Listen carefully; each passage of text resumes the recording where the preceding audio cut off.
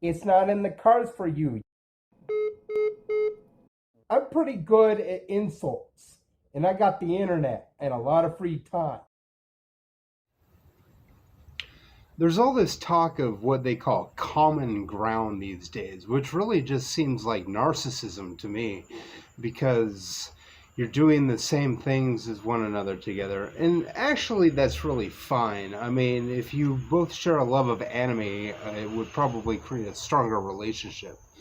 But I'm not really sure what the common ground is between my mom and stepdad and my stepmom and dad when it comes to things.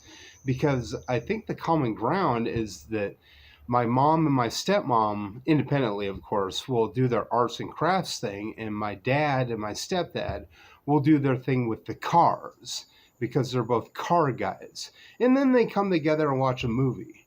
So if you want common ground with me, it would be just simply having a drink with me or whatever, or having a meal and watching a movie on my laptop. This is 2025. We have access to all kinds of information now, including streaming movies and videos and music. So why can't that just be the common ground enough? If you're there like, oh, have you ever watched anime? I'm going to be like, yeah, I've watched anime. I've watched a little bit of JoJo's Big Adventure, or Bizarre Adventure, I'm sorry. JoJo's Bizarre Adventure. I watched a little bit of like anime on Pluto TV, but I don't sit and like readily sit on my ass all day and watch television like a lot of people do. I mean, you go to bars sometimes and you pick up on a guy or whatever, and it's usually what? Sports and video games, right? Well, I'm not really into sports and video games, but that doesn't mean that I'm against guys that have sports and video games as their milieu, or the fact that they have tattoos either. I don't have any tattoos, but that's just me. I don't know why that would be a judgment against me. I'm not cool enough to rebel just like everybody else does. I don't understand that. I think that there's a whole bunch of people that don't have tattoos that are badasses, and I think that there are a bunch of people with tattoos that are just clean-spirited, nice people, whatever you want to call them, moral people that have tattoos. I don't think that that's a hindrance or a help at all. It doesn't really matter. I would date somebody that had a tattoo. Sure, if she had a bunch of tattoos, sure, that wouldn't push me away.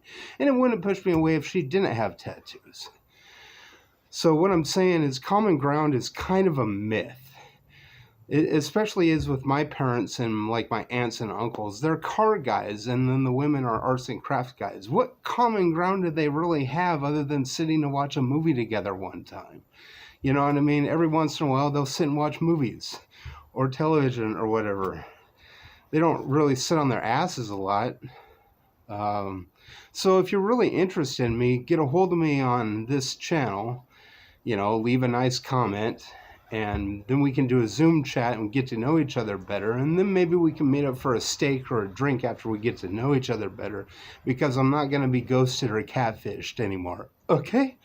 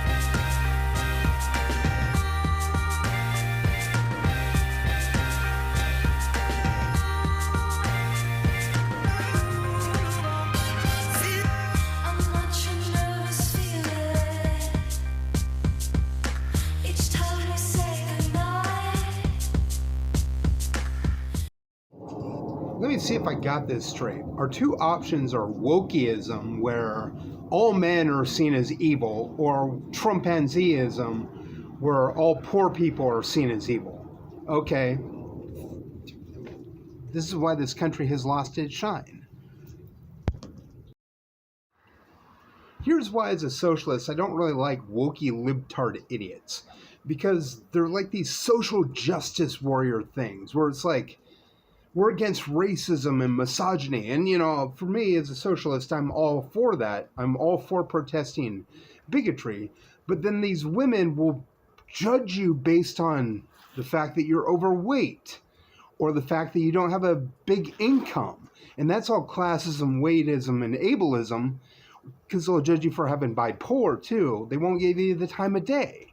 But, oh, if you say the N-word with the A at the end, or you say retard, they're going to jump down your throat. I don't really understand that line of thinking. I think it's just a bunch of hypocritical horseshit.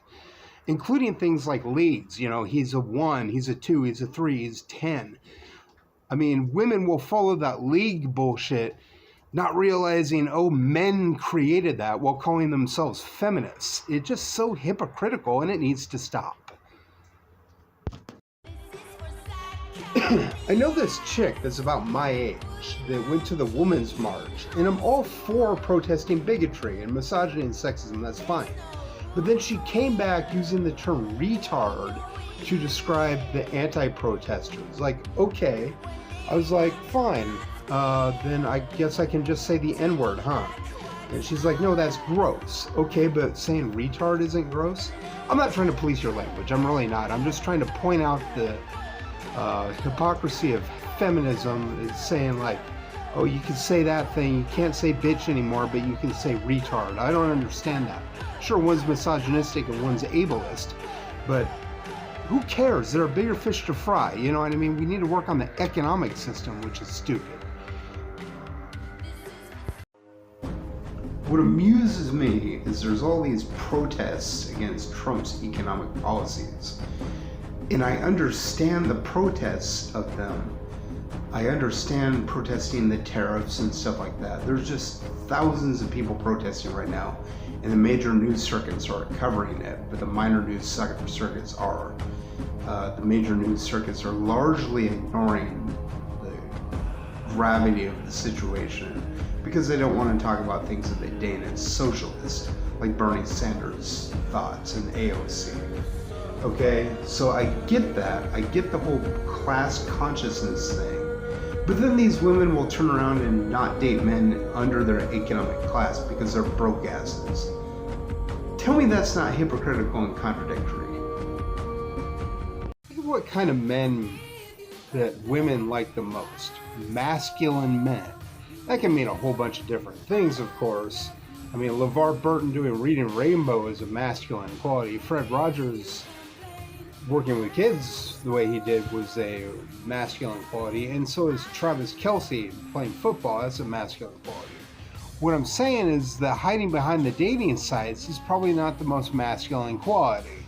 So if you're going to approach women, approach them publicly, and you're probably there like, well, what do I say? How about this?